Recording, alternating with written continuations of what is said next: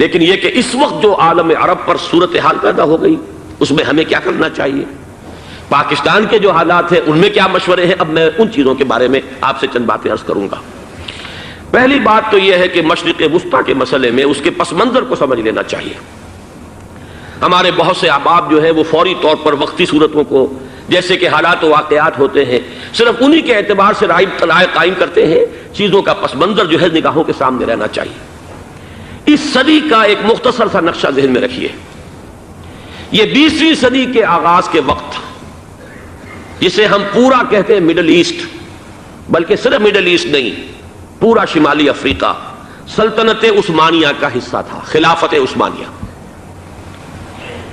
Libya, الجزائر، مصر، پورا حجاز، یمن، پورا عراق، شام، اور یہ شام ہی کے حصے ہیں در حقیقت، اردن اور لبنان، یہ سب یہ شام عرب، عراق عرب، یہ پورا علاقہ خلافت عثمانیہ یہ اس کا حصہ تھا۔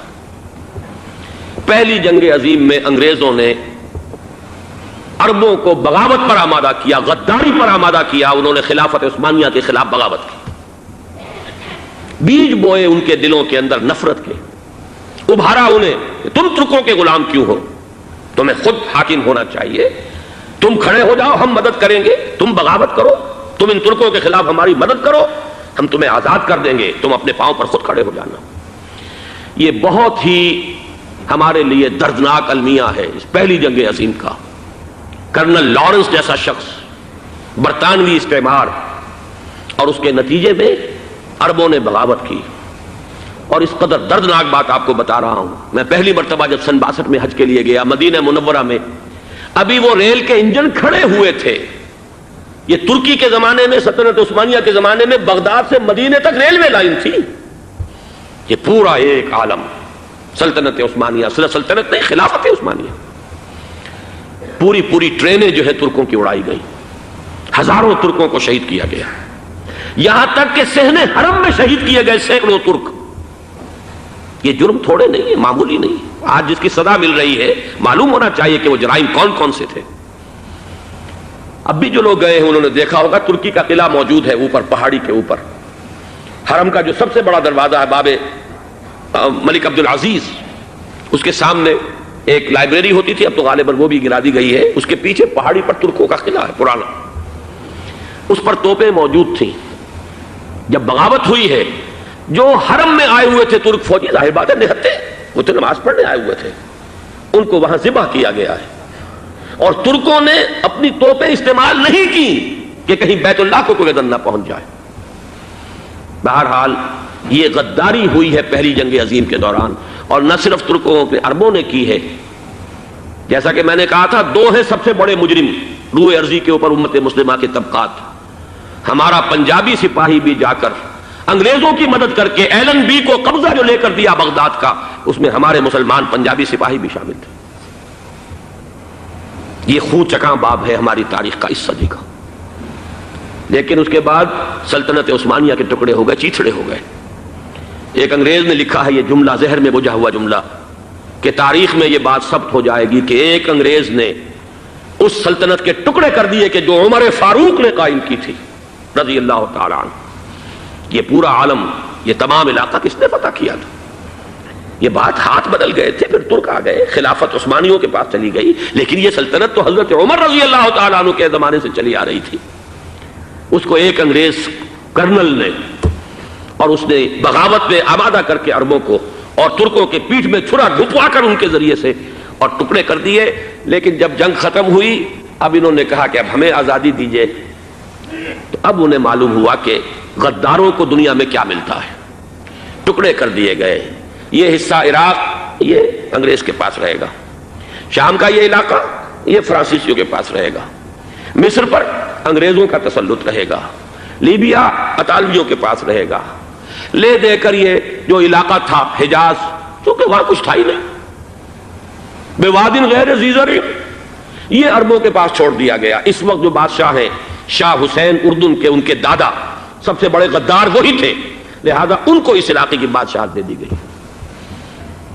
اس کے بعد نجد سے ایک تحریک اٹھی ہے، وہ سعودی جو خاندان ہے وہ نجد سے اٹھا ہے۔ نجد میں اس وقت کچھ بھی نہیں تھا، وہ تو صرف ریت کے تودے تھے اور کچھ بھی نہیں، لہذا ادھر کسی استعماری قوت کو دیکھنے کی ضرورت ہی نہیں تھی۔ وہ تو بعد میں تیل برآمد ہوا اور اس کی حیثیت ہو گئی، اور یہ امارات کا علاقہ جو ہے اس کی دنیا میں اب گویا کہ یوں سمجھیے کہ جو سب سے زیادہ اہم علاقے ہو سکتے ہیں روئے ارضی کے نقشے پر، ان میں سے ایک وہ ہو گیا، لیکن یہ اس وقت کی بات میں کر رہا ہوں، کوئی حیثیت نہیں تھی، لہذا اس کو چھوڑ دیا گیا۔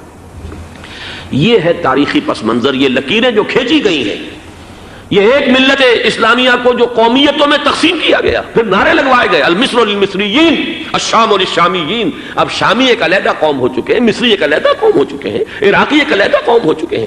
یہ ساری تقسیمیں استعمار کی پیدا کرنا ہے، اس کا کوئی تعلق اسلام کے ساتھ نہیں۔ اب ضرورت تو اس بات کی تھی کہ استعمار کے پنجے جب یہاں سے کچھ ہٹے، دوسری جنگ عظیم کے بعد ایک دور آیا، امریکہ ابھرا ہے دنیا کی عالمی سطح پر سیاست میں، اس کے ہاں کچھ آزادی کے تصورات تھے، اس نے بھی سپورٹ کیا۔ برطانیہ کمزور ہو چکا تھا، وہ اتنے بڑے علاقے کو اب ہولڈ نہیں کر سکتا تھا۔ ہندوستان بھی آزاد ہوا، پھر یہ کہ اور دوسرے علاقوں سے بھی اس کو پسپائی اختیار کرنی پڑی۔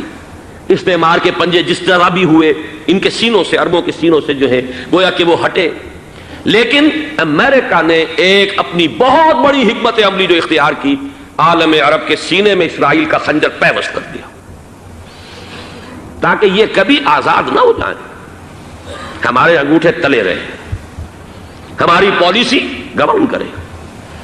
یہ استعمار کا دوسری جنگ عظیم کے بعد جہاں برطانوی استعمار، فرانسیسی استعمار رفتہ رفتہ یہ ہٹنے شروع ہوئے، صدر ناصر نے انگریزوں کو اٹھا کر پھینکا میڈیٹرینین میں اور دوسرے جگہوں سے، الجزائر نے آزادی حاصل کی فرانس سے، اطالویوں سے جو ہے لیبیا والوں نے آزادی حاصل کی، یہ ہو گیا، لیکن ایک خنجر پیوست کر دیا گیا اسرائیل کا سینہ عرب میں۔ اس صورتحال میں ظاہر بات ہے کہ ایک تو بڑی آئیڈیل پوزیشن تھی کہ پورا عالم اسلام متحد ہو، لیکن وہ تو بہت دور کا خواب معلوم ہوتا ہے۔ علامہ اقبال سے بڑا کوئی نقیب نہیں ہے ملت اسلامی کی وحدت کا، ایک ہو مسلم حرم کی پاسبانی کے لیے نیل کے ساحل سے لے کر تاب خاک کاشغر، لیکن انہیں بھی اپنے لیکچرز میں کہنا پڑا کہ اس وقت جو صورتحال ہے پورے عالم اسلام کی ایک وحدت بن جانا تو تقریباً ناممکن نظر آ رہا ہے، اگر کسی طرح ایک common wealth of Muslim nations وجود میں آ جائے تو بھی بڑی کامیابی ہوگی، لیکن اس سے بھی پہلے یہ تو زیادہ آسان تھا کہ عالم عرب ایک وحدت کی شکل اختیار کر لے۔ یہ تو ایک قوم ہے، اکثر و بیشتر ایک نسل یا زیادہ دو نسلیں کہتی ہیں، شمالی افریقہ میں بربر نسل بھی ہے، باقی تو سب عرب ہیں۔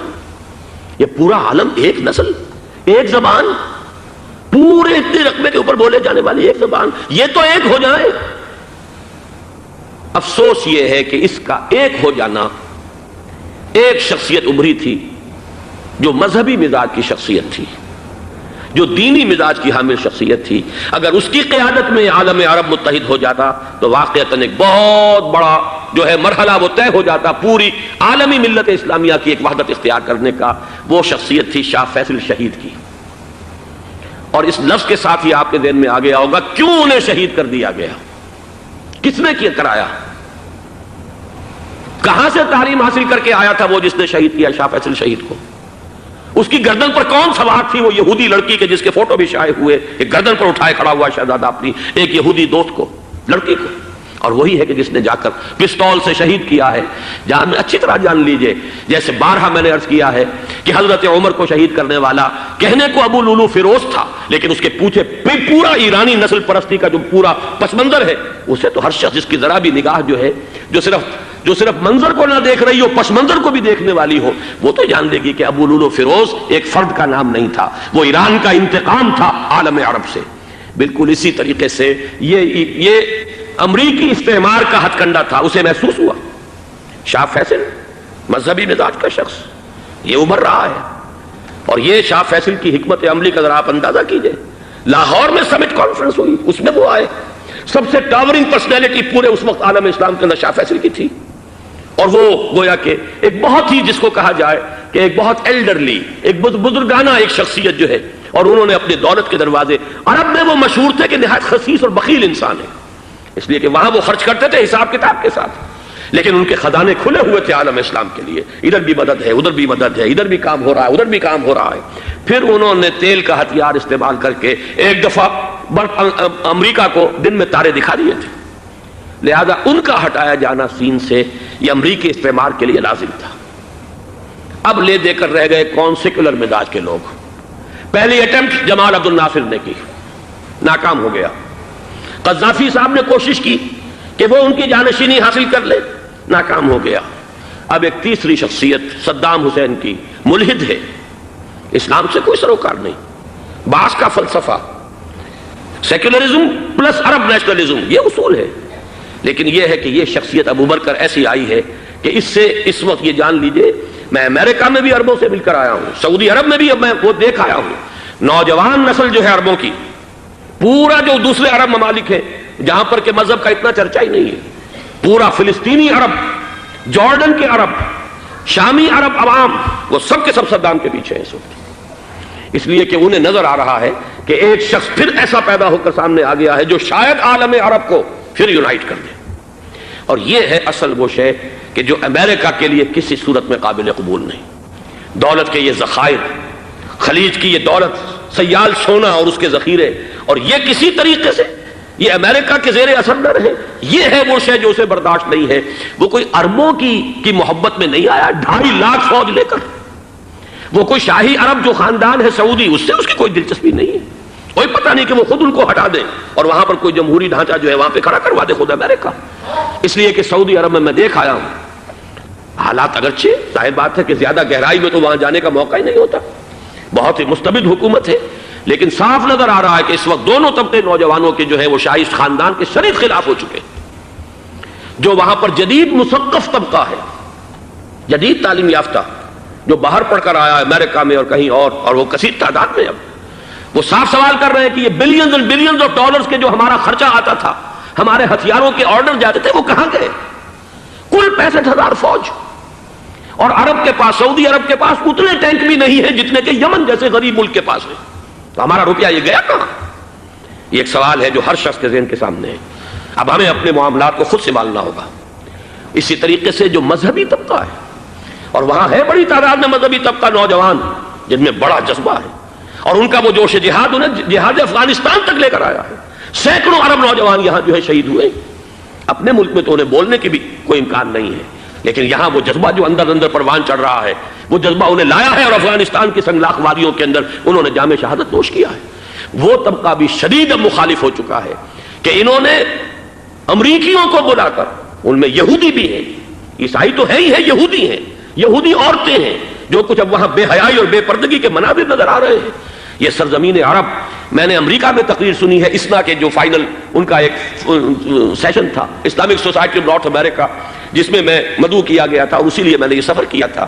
ایک نوجوان نے جو تقریر وہاں پر کی ہے، واقعہ یہ ہے کہ میں حیران رہ گیا اس کی جرأت کا۔ اس نے کہا کہ حضور نے فرمایا تھا کہ جزیرہ نما عرب میں 2 دین جمع نہیں ہو سکتے، اور آج شاہی خاندان کی صرف اپنی حکومت کو بچانے کے لیے امریکیوں کو اتنی بڑی تعداد میں بلا لیا گیا ہے، جن میں موبائل چرچ بھی ہیں، موبائل سینیگوگز ہیں، یہودی مرد اور عورتیں جو ہے دندناتے پھر رہے ہیں آج عرب کی سرزمین پر۔ لہذا جو مذہبی طبقہ ہے وہ اس پر شدید رد عمل جو ہے اس کے اندر پایا جاتا ہے۔ یہ حالات ہیں جو میں آپ کے سامنے چاہتا تھا کہ رکھ دوں۔ یہ وہ شامت اعمال ہے۔ ایک طرف یہ کہ وہ شخصیت جو ہے صدام حسین کی، وہ کوئی پسندیدہ شخصیت نہیں، لیکن یہ کہ اس شخصیت کو تقویت دینے والے بھی تو یہی لوگ تھے۔ انہیں خطرہ تھا ایران کے انقلاب سے کہ کہیں اسی قسم کا کوئی انقلاب ہمارے ہاں نہ آ جائے، لہذا انقلاب ایران کو ایکسپورٹ نہ ہونے دے، اس لیے انہوں نے اسی صدام حسین کو بلینز اور بلینز آف ڈالرز کی مدد دی۔ آج وہی ہے، عربی کی تو ایک کہاوت بھی ہے، سمن کلبک، یا کو لوگ اپنے کتے کو کھلا پلا کے موٹا کرو، کسی روز تمہیں کو کاٹے گا۔ آج وہ تو انہیں کاٹ رہا، لیکن یہ کہ اس کا جو علاج تجویز ہوا ہے وہ انتہائی خوفناک ہے۔ 2.5 لاکھ امریکی وہ استعمار کے پنجے جو بمشکل عالم عرب کے سینے سے جو گڑے ہوئے تھے اس استعمار نے، مشکل ہٹے تھے کہ ایک دم اب وہاں پر خبریں آ رہی ہیں، فرانسیسی بھی آ رہے ہیں، برطانوی بھی آ رہے ہیں، کہاں کہاں سے فوجیں آ رہی ہیں، اور وہاں پر 2.5 لاکھ تو صرف امریکن آرمی کا، اس میں تقریباً 1.5 لاکھ تو پہنچ چکی، اور جو بھی ہوگا وہاں پر جیسا کہ میں نے عرض کیا ہے اس قدر خوفناک سین ہے۔ میں نے بہت سے حضرات واقف ہوں گے، کئی مرتبہ میں نے حوالہ دیا ہے مولانا سید حامد میاں رحمہ اللہ کا۔ انہوں نے ایک دفعہ مجھے بتایا تھا کہ احادیث میں جو قرب قیامت کے حالات و واقعات کی پیشن گوئیاں ہیں، ان میں یہ ہے کہ وہ جو آخری جنگ ہونی ہے جو کہ دجال کے خلاف ہوگی مسلمانوں کی، اور جس میں کہ حضرت مسیح علیہ السلام کا نزول ہوگا جس کے سلسلے میں، اس سے پہلے ایک جنگ ہوگی بہت خوفناک، بہت خوفناک۔ اور عجیب الفاظ ان کے یہ تھے کہ اس میں ایک طرف مسلمان اور عیسائی اور یہودی تینوں ہوں گے۔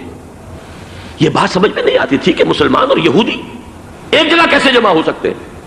آج وہ نقشہ نظر آ گیا ہے۔ آج اسرائیل، امریکہ، سعودی عرب اب یہ ایک ہیں، بلکہ چلتے آئیے مصر، اسرائیل، سعودی عرب اور جو بھی ان کے حواری ہیں وہ سب ایک صف میں کھڑے ہیں، اور ان کے اوپر سیادت کس کی ہے؟ امریکہ کی۔ وہ نقشہ آ گیا ہے۔ اور اس جنگ کے سلسلے میں مولانا حامد میاں رحمہ اللہ نے مجھے بتایا تھا کہ حدیث میں الفاظ آئے ہیں، اتنے لوگ ہلاک ہوں گے، اتنے لوگ ہلاک ہوں گے، اتنے لوگ ہلاک ہوں گے کہ ایک پرندہ سینکڑوں میل تک اڑتا ہوا چلا جائے گا اور اسے سوائے لاشوں کے اور کچھ نظر نہیں آئے۔ یہ نقشہ خاکم بدہن تلا ہوا ہے، کھڑا ہوا ہے۔ جو بھی ہوگا کیمیاوی جنگ، کیمیاوی وارفیئر، کیمیکل وارفیئر، اور پھر ایٹمک وارفیئر، جس کی کھلی دھمکیاں دی جا چکی ہیں۔ کبھی کوریا کے بارے میں اندیشہ تھا کہ یہ درندے خدا کی دھرتی کو، کوریا کی غریب بستی کو ناگاساکی بنا کے چھوڑیں گے، ہیروشیما بنا کے چھوڑیں گے۔ آج وہ صورتحال جو ہے عالم عرب پر، heart of the Arab land, اس پر یہ صورتحال بالکل تلی کھڑی ہے۔ اس میں ہمیں کیا کرنا چاہیے؟ میں نے یہ چاہا کہ پورا پس منظر آپ کے سامنے ہو، صرف وقتی سا کوئی ایک نعرہ، وقتی سی کوئی ایک خبر، اس کے حوالے سے ایک جذبات کا معاملہ، پورا ایک پس منظر سامنے رکھیے۔ اب وہ آپ کو شاید میری باتیں جو ہیں وہ سمجھ میں آ جائیں۔ نمبر ایک، ہمیں کسی صورت اس جنگ میں امریکہ کے گھڑے کی مچھلی نہیں بننا چاہیے۔ امریکہ اسلام کے تحفظ کے لیے نہیں آیا، امریکہ حرمین کی حفاظت کے لیے نہیں آیا، امریکہ اپنے مفادات، عالمی مفادات کے تحفظ کے لیے آیا، اور زیادہ سے زیادہ آپ کہہ سکتے ہیں کہ وہ سعودی شاہی خاندان کی حفاظت کے لیے آیا۔ اور بڑا عمدہ مضمون چھپا تھا پچھلے، بلکہ ابھی تک تو وہ تازہ ہی ہے جب تک نیا نہیں آتا، ندا میں، جس کا عنوان تھا اربوں کا چھرا اور اربوں کا گدا۔ سارے پیسے بھی انہیں سے لے رہے ہیں۔ $12 بلین کا ایک چیک لے کر گیا جیمز بیکر۔ اندازہ تو کیجیے دنیا کہاں سے کہاں پہنچ گئی۔ میں حیرت ہوں کہ دنیا کیا سے کیا ہو جائے گی۔ 2 ماہ قبل اس کا تصور نہیں ہو سکتا تھا۔ اتنی بڑی قوت امریکہ کی، تباہ کن قوت، اور جمع ہو جائے گی عرب کے اندر۔ لیکن یہ کہ وہ کاسٹ بھی اربوں ہی کی ہوگی، انہی کا چھرا، انہی کا گلا۔ ہمیں کرنا یہ چاہیے، اللہ تعالی ہماری حکومت کو، ہمارے سیاستدانوں کو، ہمارے ذمہ دار لوگوں کو ہدایت دے، وہ امریکہ کے گھڑے کی مچھلی نہ بنے۔ اس کے تحفظ کے لیے یا شاہی خاندان کی حفاظت کے لیے بہت کچھ انہوں نے عیش کر لیے، کافی عیش کر لیے۔ باقی یہ کہ اب جو کچھ ہونا ہے وہ ہونا ہے۔ حرمین شریفین کو تو خود عرب کے لوگ کہتے ہیں کہ کوئی خطرہ نہیں ہے۔ سارا جھگڑا تو وہ تیل کی دولت کا ہے۔ وہ تیل کی دولت جو ہے وہ شمال مشرقی کونے کے اندر ہے۔ بلکہ یہ کہ جو رد عمل پیدا ہوا عالم اسلام